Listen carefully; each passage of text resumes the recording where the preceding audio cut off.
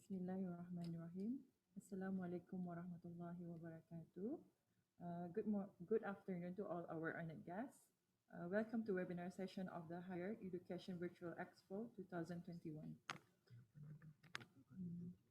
With me today, is Farahia Raimi, Educational Advisor for HRDS Services, and she will be introducing you our three speakers who will be representing HRDS from three different countries, which are Australia, Malaysia, and United Kingdom.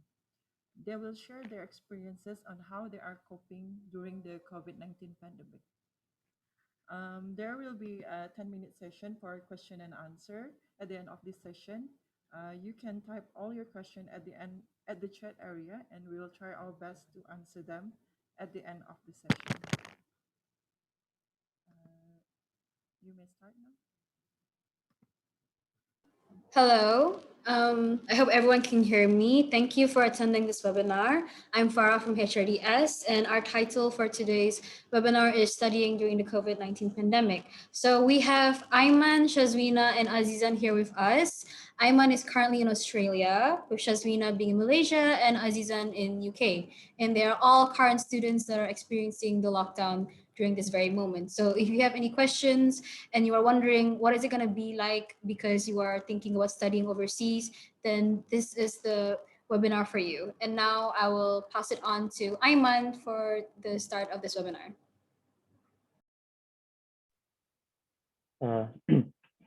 Hello, Assalamualaikum. My name is Aiman. I am from Brisbane, Australia.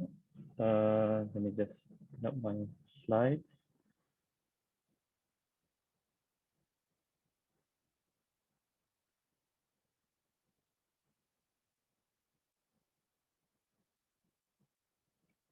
Yep, to start things off, I'd like to thank MOE and HRDA Services for presenting me this amazing opportunity to share with you all my experience of studying during COVID-19 pandemic here in Brisbane, Australia. I'll start off with a little introduction of myself. I'm a fourth year student doing Bachelor of Occupational Health and Safety Science. I was awarded the Brunei Government Overseas Scholarship in 2017. I arrived in Brisbane in 2018.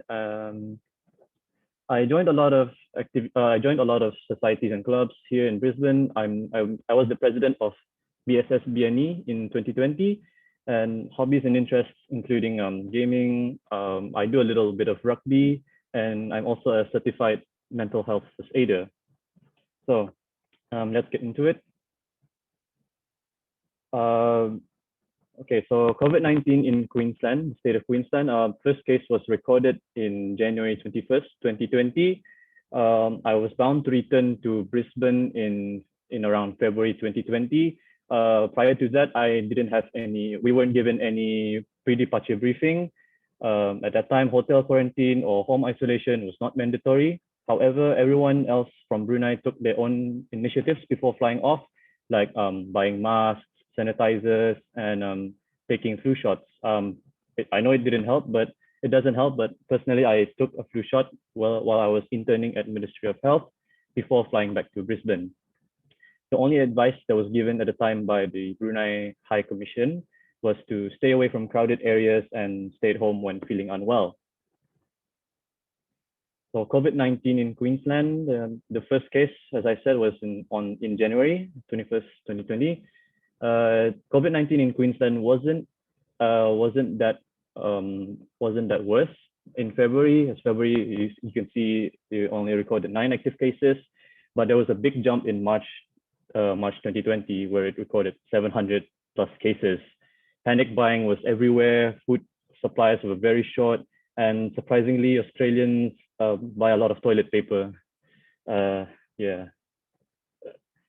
So as you can see in the background, Brisbane City, this is my view every day when during March, that time. Most of the times I stayed at home, and in March, University of Queensland give us a 1 week pause week. So all teaching, all assignments were paused and all deadlines were pushed back a week. And March 19, all international travel to Australia was stopped. So no international students could come in, but we could still leave the country, but we couldn't go back into Australia. And March 23, all state borders were closed shut. So we couldn't travel from state to state. There was no way of doing it at that time. So life under COVID-19 restrictions, the months April to June were the most hardest because the Queensland government put in very strict restrictions. Movement outside homes was limited. We were only allowed to travel to do essential stuff like buying groceries, buying food, or buying medicine. Only 2 visitors were allowed at the home at any time, and Friday prayers were not held for months. But as of July 2020 until December 2020, restrictions across Queensland were eased. Restaurants, gyms, retail stores open, places of worship were open, but social distance rules apply. More than 20 people were allowed to visit at your home at any time. And COVID-19 in Queensland was pretty chill, to be honest. We didn't have any cases for a long time, but recently in January 2021, the UK variant of COVID-19 was detected in Brisbane. Brisbane was ordered into immediate lockdown for 3 days. Masks were mandatory indoors and outdoors, and we were only allowed essential travel only, like groceries and stuff. And the day before lockdown, people started to panic buy again. But that only lasted for a short while. A few weeks later, like after the 3-day lockdown, masks were still mandatory, but restrictions eased for a bit. And a few weeks later, everything went back to normal, and classes were now face-to-face, and graduation ceremonies resumed. So I would like to share to you all a few pictures that were during the COVID-19 restrictions in 2020. This is the meat aisle in the grocery stores, and this is how the University of Queensland dealt with COVID-19 on campus. And as you can see, toilet paper shortage in Australia. And this is one of the examples of the COVID-19 restrictions here in Queensland that were imposed by the Queensland government. So studying in the new norm, for people who are not familiar with the Australian university system, semester one runs from February to June, and we have a short break, the winter break, until from middle of June to middle of July. So, and then semester 2 runs from July to November. All right, sharing my experience from semester 1, 2020. Since we were given the pause week back in March 2020, after that, all our classes went fully online. Lectures were all either pre-recorded or reused from previous years, and Zoom became the main tool to attend tutorials. Online exams became a new thing. They were either online open book exams or online invigilated exams. In Australia, we have a thing called Proctor U, which fortunately for me, I didn't get to use that. So fortunate for me, I was given online open book exams only. So yeah, was it easier studying online? I'd say it's equally hard if it was physical, because online learning online, it's like they have to rebalance the markings. So I guess it's just as hard as it was physical. And in semester 2, UQ, University of Queensland, introduced a thing called parallel learning. It's basically the classes were face-to-face, and they were also online. So you could attend class, but if you can't make it to the class, you can also attend a live Zoom session. So yeah, lectures were still either recorded or you can attend via Zoom, and online exams were still a thing. Yeah. So that was my experience of studying during the COVID-19 pandemic. My advice to future students is, first is don't be afraid of new opportunities. My lecturer actually gave me this advice. You should make full use of your university experience. Don't be afraid of new opportunities, because opportunities, sometimes certain opportunities may come once in a lifetime. So don't be afraid, just go straight right to it. And always, second advice I would give to future students is always take care of yourself, prioritize yourself. That is absolutely important. In university life, some people may tend to be competitive for something. Try not to be competitive, because university is not a race. So you should take it slow and steady. And because the most important thing is yourself. And at the end, it's going to be you who will be graduating, not them. So yeah. Lastly, have a good support system around you, especially now that I'm experienced. Since I'm in Brisbane, my housemates all went back to Brunei. So currently I'm living alone. The only support system I have right now is the friends that I have left here and my family back in Brunei. So don't lose contact with your family. It's very important. Orang doa lindung tu berkat. So jangan lupa kita doa lah dari lindung. And yes, that's the end of my presentation. Thank you all for listening. I'll pass down to Syazwina now.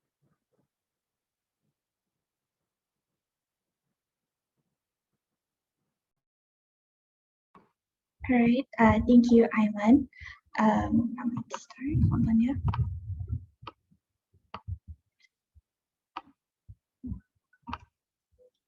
All right. Okay.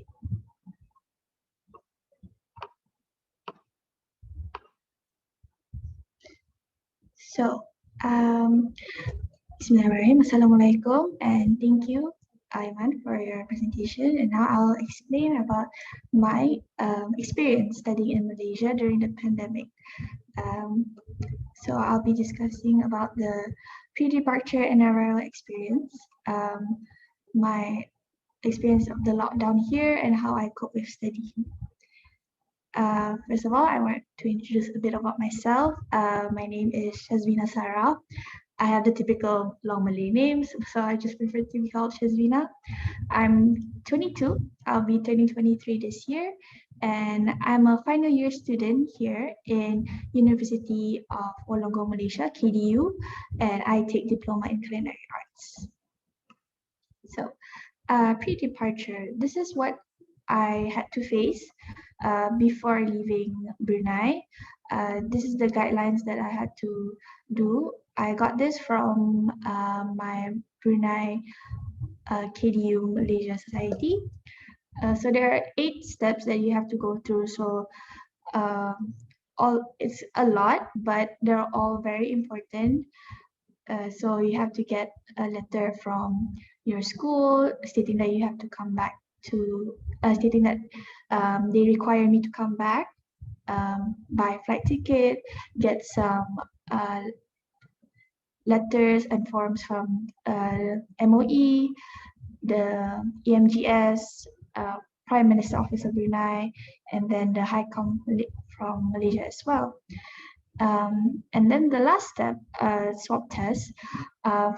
Last year, I didn't take my swab test before I flew to KL because they will swab you again in the airport. So I'll explain that in a bit.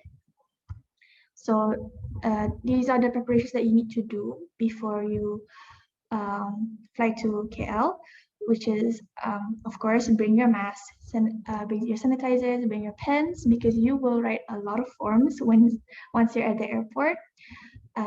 The documents I said before, just print a few more copies just in case, and then put them all in one folder. I did that because it's for easy use, like just grab and go, and I don't really need to touch a lot of things.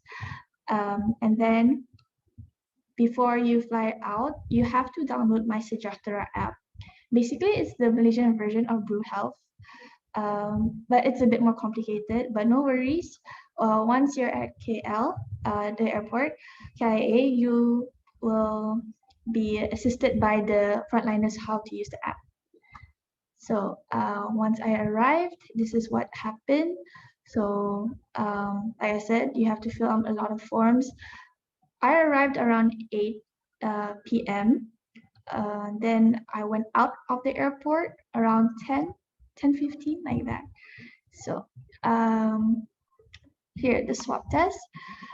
I had to pay 250 RM. You have to pay on the spot. So you can pay either by cash or card. So if you don't have a credit card, just stand by with your money. Then I waited only around an hour and a half before I go into the bus. So at the airport, they are very, very strict with sanitization. They asked us to always use hand sanitizer, and then before we went into the bus, they would sanitize our bags, which is very nice. And just to let you all know, when I went inside the bus, I had to share the bus with other passengers from other flights. So that time I shared a bus with people from Indonesia, and as well as, if I'm not mistaken, from China as well, but they're not a lot. They have to fill up the buses, then we can go to our hotel. Also, in that time, they didn't tell us which hotel we will be staying at. Once we arrive at the hotel, that's when they know, baru they bagi tahu. And then here's my experience in quarantine. Alhamdulillah, I was situated at a very nice hotel, Hotel Royal in Bukit Bintang. It's very far from where I stay, which is in Shah Alam. We didn't get to choose, and also, sadly, the view from my hotel room or window is just another building, so nothing that fancy. But it was very. The hotel room was very nice. I'll show you guys a video in a bit. So the hotel payment, I had to pay upfront the rest before I stay in. For 14 days, I had to pay 1,950 ringgit. My other friends from other unis, they had to pay a different kind of different amount, which is like 2,000 plus. So I'm not sure why it's different. Maybe probably because of the hotel. And then on the 13th day, I had to pay 60 ringgit for a blood test. We didn't take another swab test, just another blood test. And then we were given enough necessities. And then we were allowed to have Grab food, deliveries from our friends or family, but it all depends on the hotel rules. We were given a list of things and places where we can order food and all that. And once our 14 days are up, we have to find our own transportation back to our homes or our dorm. Luckily, that time my friend can pick me up. But if you are a new student, your uni will actually email you and ask, oh, would you like us to pick you up after your quarantine? That time I said no because my friend was picking me up. So here's a room tour of my hotel room in Royal Hotel. Yeah.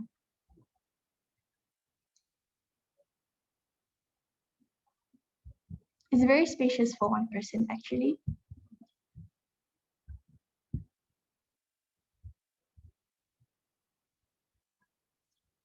Yep. So on the left, you can see the frontliners during our check-in, and then on the right is my first meal during my quarantine, which is the famous nasi lemak Malaysia.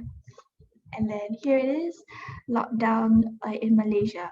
So actually, I've been in lockdown since October of last year. Last year, it was called the CMCO, but now we are facing MCO, which is a really more serious, more strict lockdown.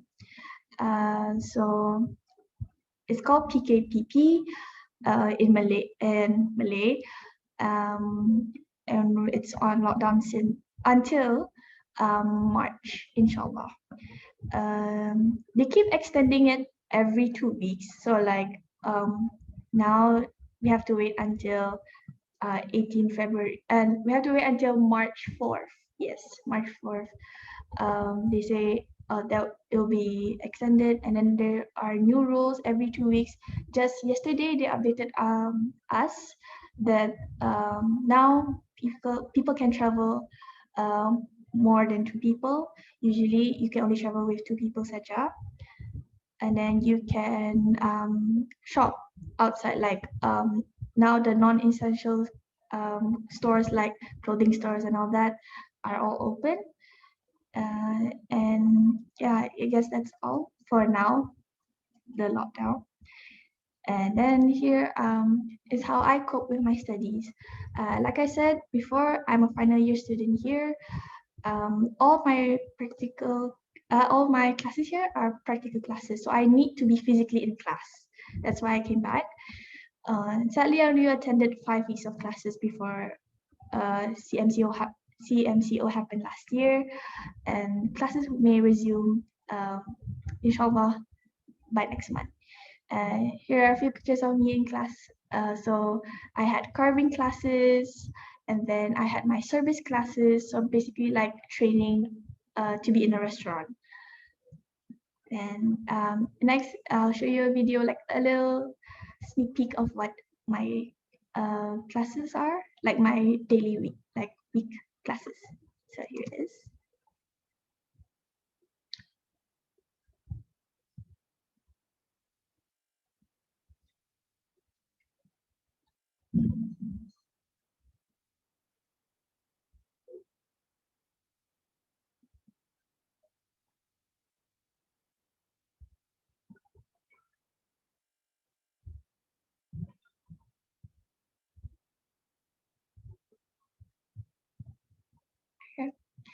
So a little advice from me, a student of a Brunei student here in Malaysia, is that I always get questions like, "Are you sure it's worth it to come back to Malaysia? Because the cases here are very, very high, up to 2,000 a day." And they ask me, "Are you scared? Like, what are you really sure? How do you go outside and all that?" From what I always say, yes, it's worth it to come back if you really believe that the country that you want to study in is where you think that you can expand your knowledge. Then yes, just go for it. Just take the risk. Hello. Oh. Sorry, Syazwina. Sorry for the interruption, but time's up. Oh, all right. Okay, sorry. Yeah. Now we're going to pass the presentation for Azizan. Okay. Please.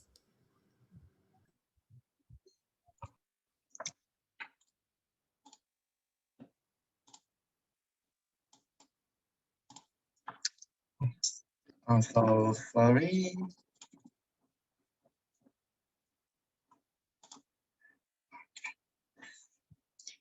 Okay, thank you. Hope you can see my screen.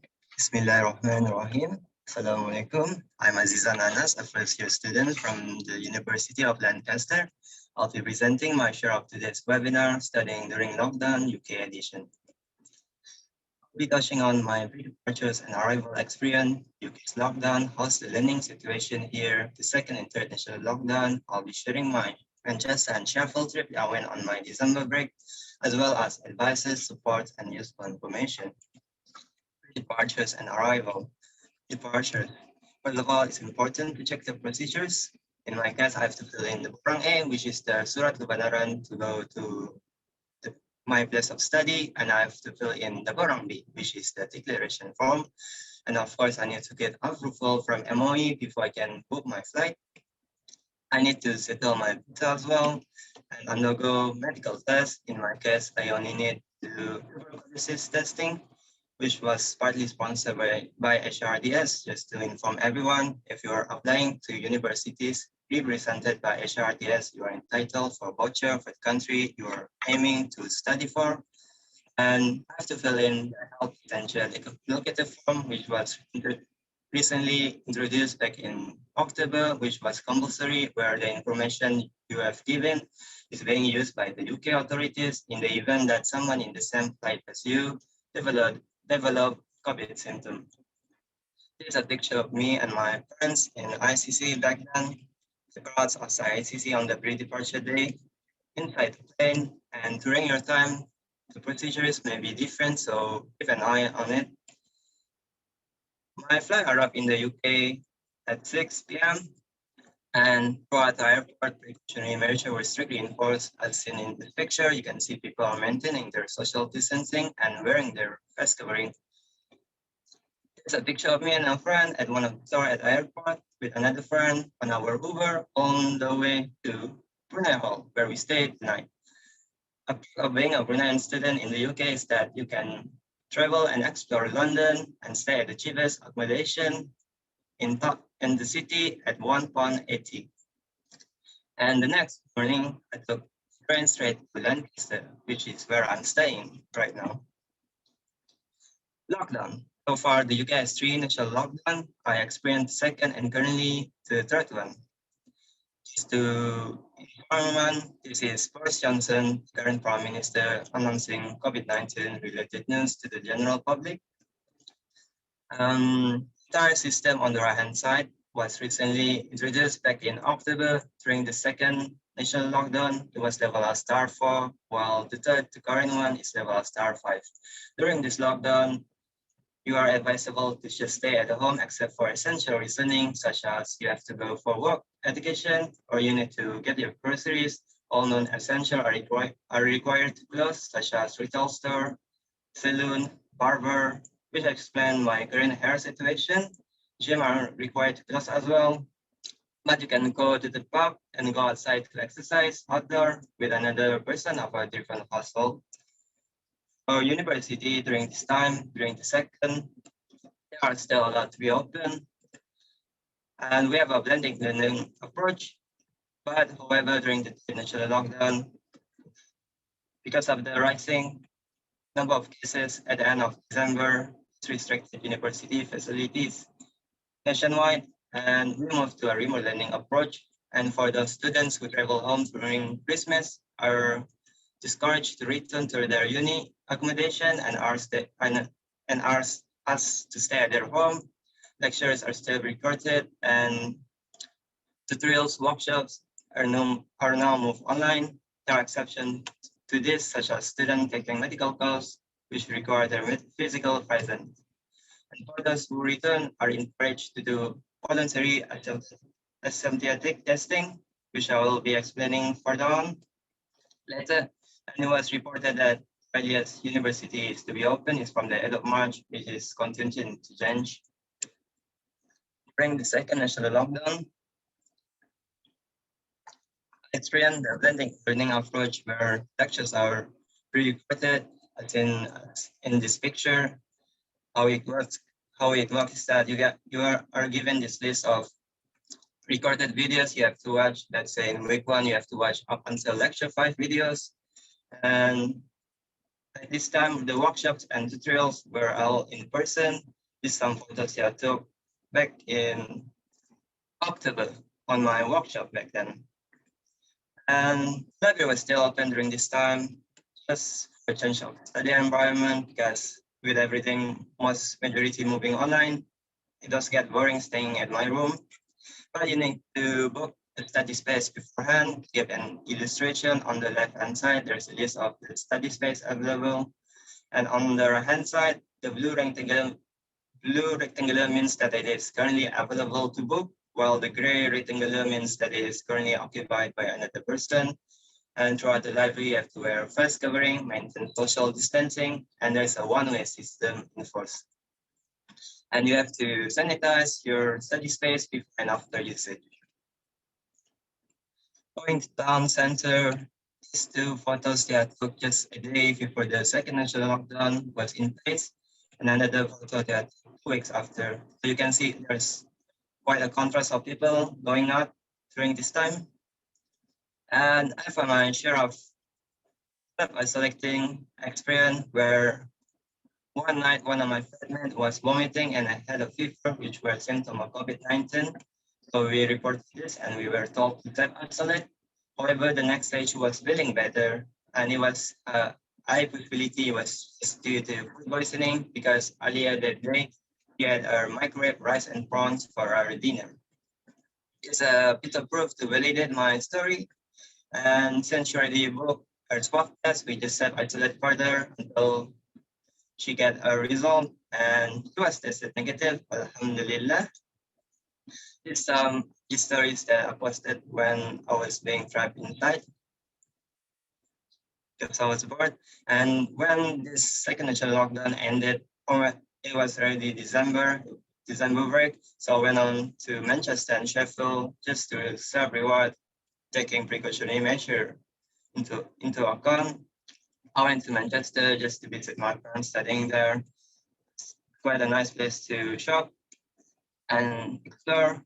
And I went to Sheffield to visit my sister where she brought me around Big District and around Sheffield. This is a view of Sheffield City, nicknamed the Steel City.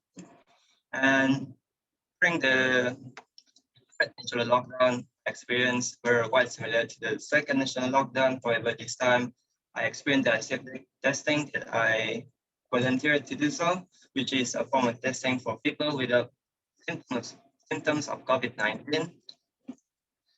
So I have to self-administer the step myself under supervision.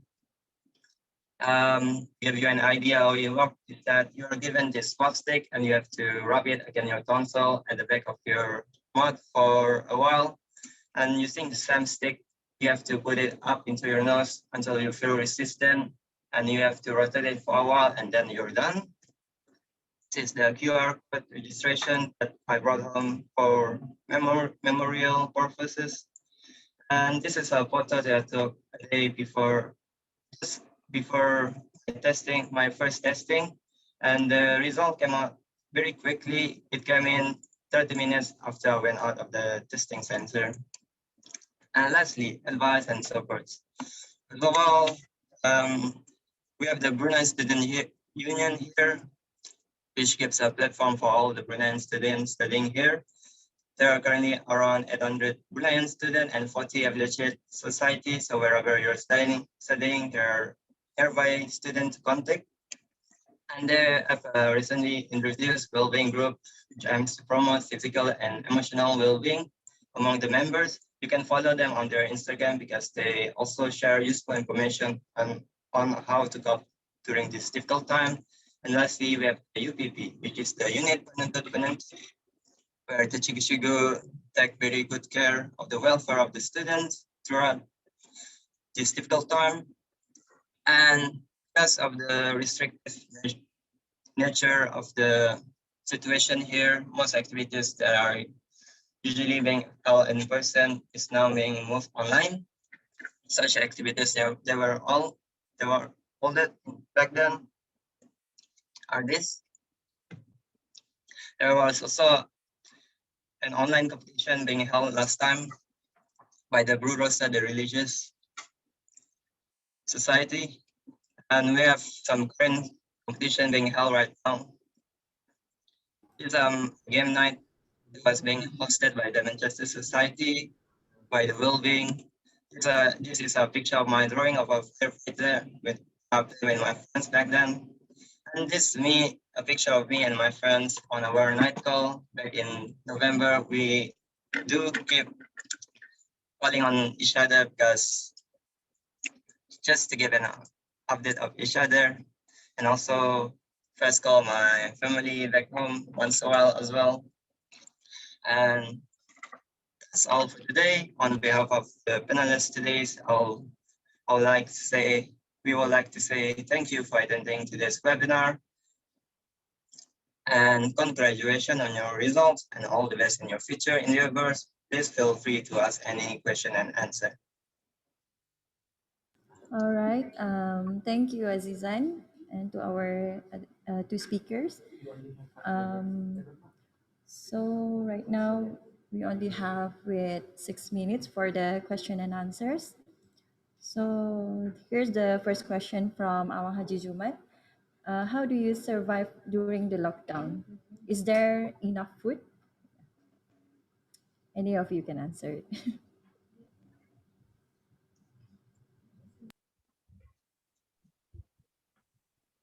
I'll go.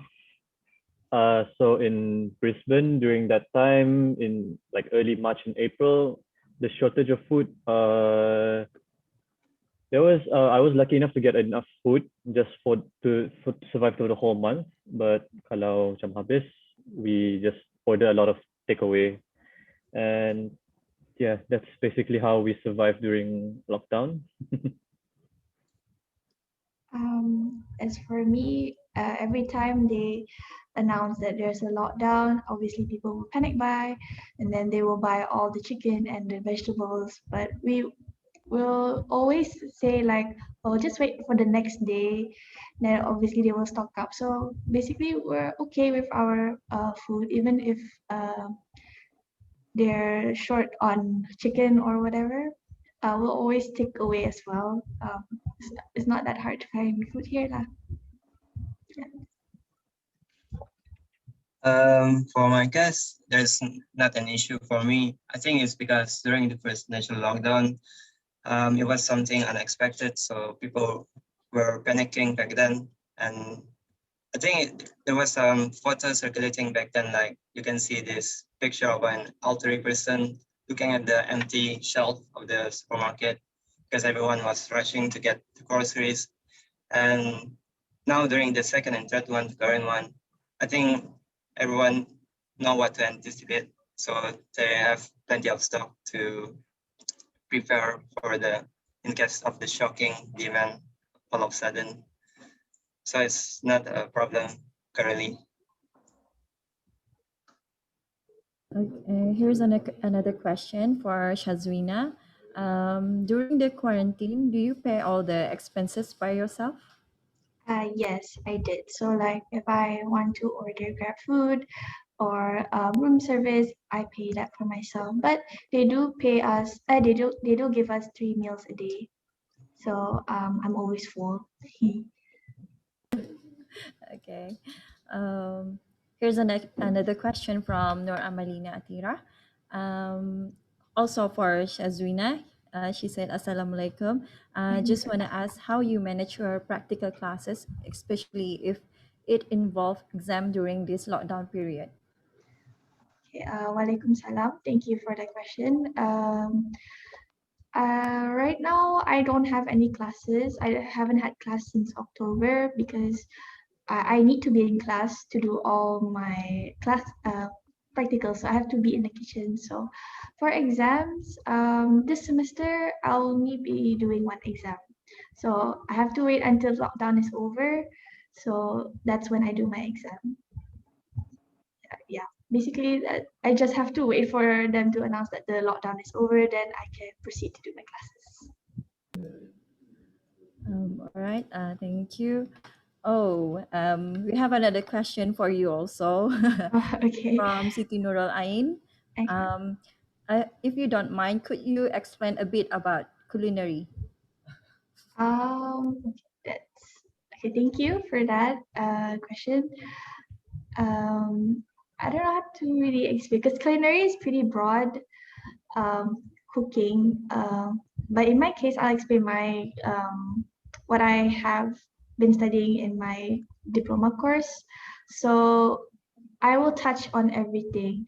So I learned how to butcher, potong ayam, potong kambing, potong ikan semua. And then I'll learn how to do pastries, baking, the basics, and then I will do training restaurant services. So like the first 4 weeks, I will do I'll be in the kitchen, and then the next 4 weeks I'll be a server. I'll be in the front house. And then just last year, during January until March, I did my internship. So I interned in Grand Hyatt Kuala Lumpur for 3 months. 2 months, 1.5 months in the pastry kitchen because I want to be a pastry chef, and then just only 2 weeks or less than a week before COVID happened, I was a server in one of the restaurants called 38 Restaurant. Really good experience. So basically, Okay, yeah. thank you, Syazwina. Here's the question for all from Awang Haji Zuman. He said that, do you all miss your family? Yeah. Yeah, I've been here in Australia for almost, I think it's been a year already. Yeah, I've really missed my family, but I do keep in touch with them at least once a week.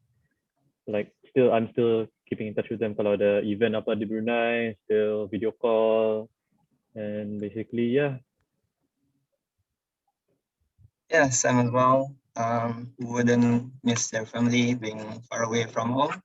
I'm just quite grateful that we're living in an era where technology is accessible to us. So FaceTime dapat, telepon dapat, WhatsApp pun, lihat gambar-gambar pun cukup. Yeah, agree. Last night I just called my parents because we had a family event. So it's pretty easy to contact them. I just call them every weekend. So yes, that's all. All right. Thank you to our speakers and also HRDS, Farahia. I think that's the end of the our question and answer session. Thank you to all our speakers and also the attendees for joining us this afternoon. On behalf of our organizer, we all pray for your health and safety, and we hope that you will complete your studies with flying colors. Thank you. Once more, thank you, and Assalamualaikum warahmatullahi wabarakatuh. Waalaikumsalam. Thank you.